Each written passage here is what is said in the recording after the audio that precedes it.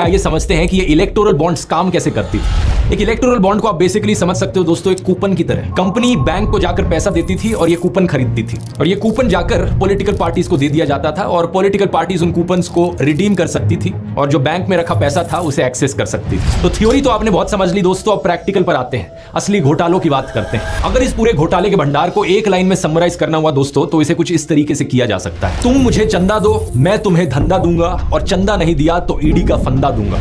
इन सभी घोटालों में 3 एंटिटीज इन्वॉल्व है।